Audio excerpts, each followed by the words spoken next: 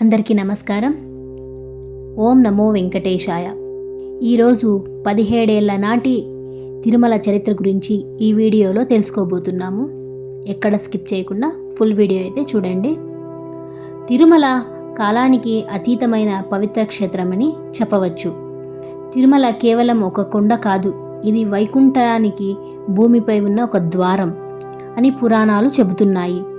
17 ఏళ్ల క్రితం అంటే క్రీస్తు శకం 3వ 4వ శతాబ్దం నాటికే ఈ క్షేత్రం గురించి శాసనాలు, గ్రంథాలు స్పష్టంగా ప్రస్తావించాయి. అప్పటికే ప్రజలు వెంకటేశ్వరుడు ఇక్కడ ఉన్నాడు అని నమ్మారు. ఇక రెండవ భాగంలో తొలి శాసనాలు అలాగే ఆధారాలు తిరుమలలో లభించిన పల్లవులు, శాతవాహనులు, చోళులు కాలానికి చెందిన శాసనాలు ఈ దేవాలయంలో ఎంతో పురాతనమని చెబుతున్నాయి. తమిళ బ్రాహ్మణి అలాగే సంస్కృత శాసనాలు దేవుడికి దీపాలు, నైవేద్యాల కోసం దానాలు, బ్రాహ్మణుల నియామకం ఇవన్నీ చూస్తే 17 ఏళ్ల క్రితమే తిరుమల ఒక సక్రమంగా నడిచే మహా ఆలయమని తెలుస్తోంది. ఇక భాగం 3, అప్పటి తిరుమల అరణ్యమా లేదా వైకుంఠమా అనేది తెలుసుకుందాము. ఆ రోజుల్లో తిరుమల అడవులతో నిండి ఉండేది. పులులు, ఏనుగులు సంచరించే ప్రాంతం. కానీ భక్తులకు ఏమాత్రం అది భయం కాదు. వెంకటేశ్వరుడి రక్షణ కవచంలా ఉండేది. అందుకే అప్పట్లో ఈ కొండపై అడుగు పెట్టిన వాడికి పాప భయం ఉండేది కాదు అని భక్తుల నమ్మకం. ఇక 4వ భాగానికి వస్తే ఆదివరాహస్వామి ప్రాధాన్యం. 1700 ఏళ్ల క్రితమే తిరుమలలో ఆదివరాహస్వామి ఆలయం ఉండేది. పురాణాల ప్రకారం వెంకటేశ్వరుడు కొండపై నివసించడానికి ముందు ఆదివరాహస్వామి అనుమతి తీసుకున్నాడు.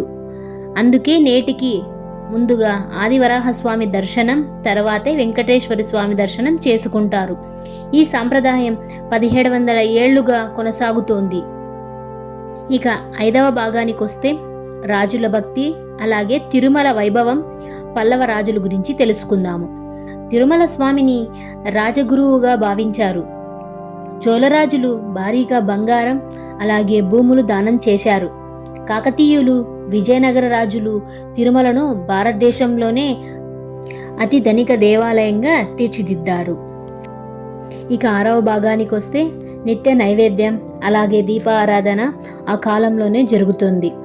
నిత్య దీపం, అన్నదానం, బ్రాహ్మణ సేవ, వేద పారాయణ ప్రారంభమయ్యాయి. అప్పటిలో తిరుమల దేవాలయం కేవలం దర్శన స్థలం కాదు, ఒక వైకుంఠానికి ద్వారం. అలాగే ఇంకా 7వ భాగానికి వస్తే ఎందుకు ఇప్పటికీ తిరుమల మహిమ తగ్గలే అనేది తెలుసుకుందాము. రాజ్యాలు మారాయి, భాషలు మారాయి, కానీ మారనిది ఒక్కటే, నాకేదైనా కావాలంటే తిరుమల వెళ్తా అనే నమ్మకం. 17 ఏళ్ల క్రితం భక్తుడు ఎలా స్వామిని నమ్మాడో ఈరోజు ఇప్పటికీ భక్తుడు అలాగే నమ్ముతున్నాడు. 1700 ఏళ్ల క్రితం దేవుడు నడిచిన ఈ కొండపై ఈరోజు ఇప్పుడు మనం నడుస్తున్నాం అంటే అది మన భాగ్యమే కదూ.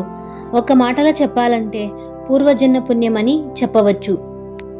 నేను చెప్పిన ఈ తిరుమల చరిత్ర మీకు నచ్చి ఉంటే లైక్ చేయండి, షేర్ చేయండి, సబ్స్క్రైబ్ చేసుకోండి. ఓం నమో వెంకటేశాయ.